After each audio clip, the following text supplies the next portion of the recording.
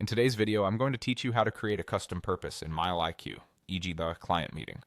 By the end, you'll know exactly how to add your own labels so your drives are organized in a way that matches your workflow and reporting needs. We'll do this using the MileIQ web dashboard, which is best accessed from a desktop browser for a clear view. Start by signing into your MileIQ account on the web. This is the same account you use in the mobile app, and anything you set up here will reflect in your drive classification options going forward. Once you're in, look to the left-hand side of the screen for the navigation menu and click on Settings. This area controls how MileIQ behaves for your account, including drive classification preferences. If you're not seeing it immediately, make sure the left menu is expanded and that you're on the dashboard, not a report or billing page. Inside Settings, scroll down until you reach the Custom Purposes section.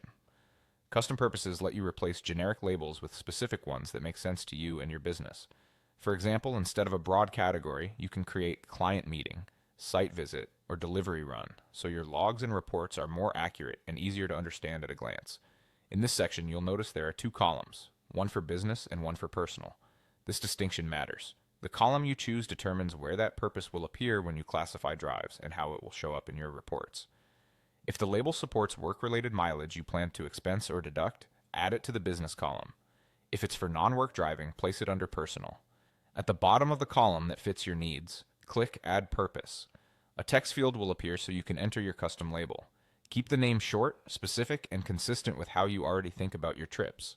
For instance, Client Meeting is clear and easy to spot when you're classifying drives later. After typing the label, click Save. You should immediately see your new purpose added to the list. From now on, when you classify a drive in MileIQ, that custom label will be available under the appropriate business or personal options, helping you keep your mileage tidy and report ready. That's all there is to it. Log in, head to Settings, scroll to Custom Purposes, choose the right column, click Add Purpose, name it, and save.